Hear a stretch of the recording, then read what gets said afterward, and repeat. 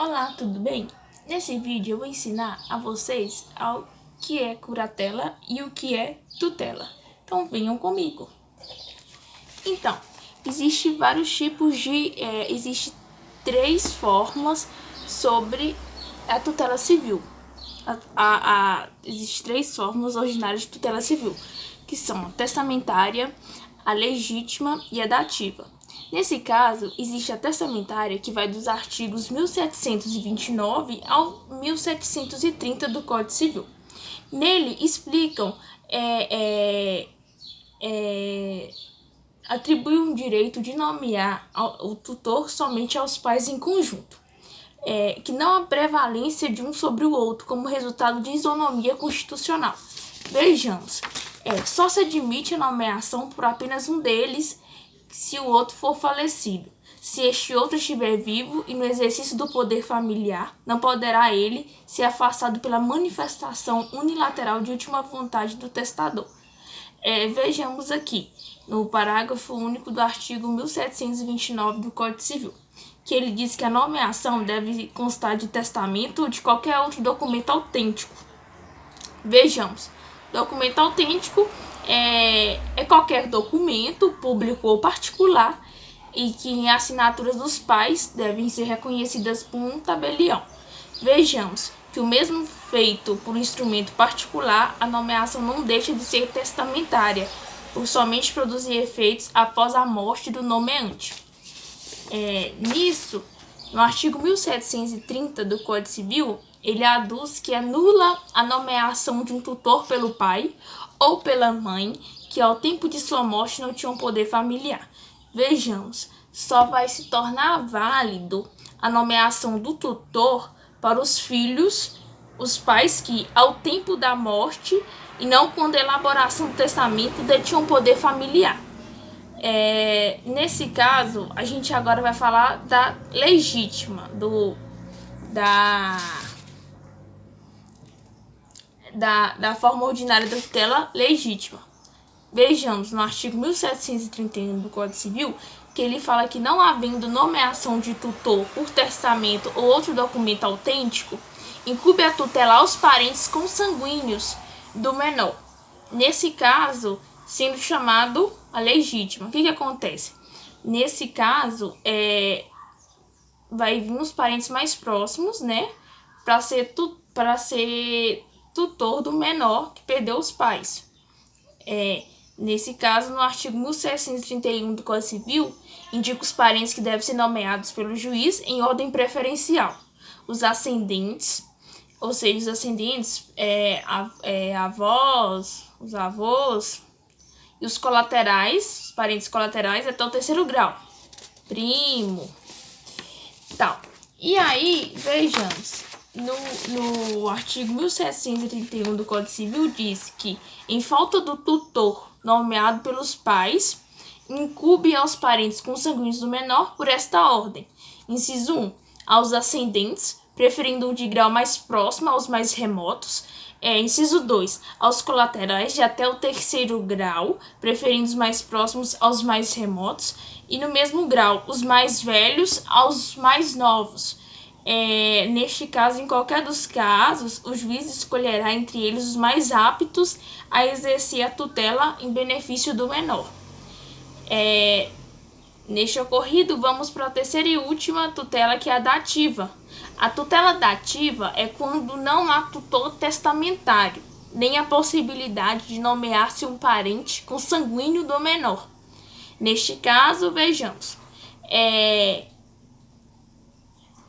acontece esse fato porque não existe nenhum parente assim próximo ou que exista, ou porque os que existem são inidôneos, que foram excluídos ou se excusaram de fazer parte do feito. Neste caso, o juiz nomeará uma pessoa estranha à família, idônea, claro, e residente no domicílio do menor, para cuidar dele. A tutela dativa tem, portanto, um caráter subsidiário. Vejamos aqui nessa linha que a doutrina uma pergunta, se ela tem reconhecido algumas modalidades de tutela. A tutela dos menores abandonados. terão tutores nomeados pelo juiz ou serão recolhidos a estabelecimento público para este fim destinado, ficando sobre a responsabilidade do Estado, que poderá colocá-lo em famílias substitutivas, sobre a tutela das pessoas que voluntária e gratuitamente se encarregaram de sua criação. Vejamos, tem a tutela de fato e a tutela irregular. Comenta um doutrinador, Washington de Barros Monteiro, que nessa espécie não há propriamente uma nomeação em forma legal, mas o suposto tutor vela pelo menor e seus interesses como se estivesse legitimamente investidos no ofício tutelar. Vejamos então que no nosso direito não é reconhecido o efeito jurídico desta falsa tutela. Vejamos que não passa em última análise de mera gestão de negócios como regida. Nesta linha jurídica, vamos falar agora sobre a tutela ad hoc, que é uma tutela provisória especial estabelecida no Código Civil, no artigo 1962, que é uma pessoa que é nomeada tutora para a prática de determinado ato, sem destituição dos pais do poder familiar.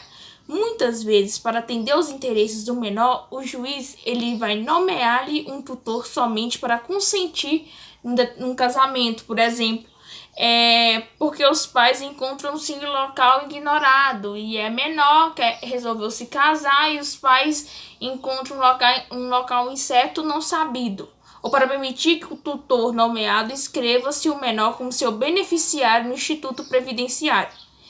Vejamos, existe a tutela dos índios também, que é regulamentada pela Lei 6.001, de 19 de dezembro de 1973, denominado Estatuto do Índio, e é exercida pela União Federal por meio da Fundação Nacional do Índio, que é chamada FUNAI. Neste caso, a gente pode salientar também que poderá ser liberado da tutela da União se estiver adaptado à civilização, preenchendo os requisitos do artigo 9º da aludida lei, mediante solicitação feita à Justiça Federal com manifestação da FUNAI.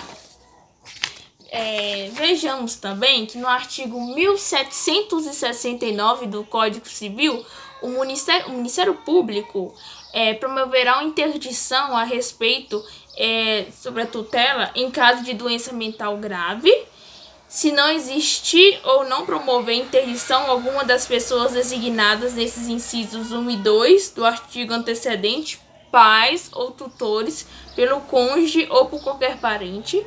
No inciso 3º, se existindo forem capazes as pessoas mencionadas no inciso antecedente, e no artigo 1770 do Código Civil. Nos casos em que a interdição for promovida pelo MP, pelo Ministério Público, o juiz ele nomeará um defensor dativo.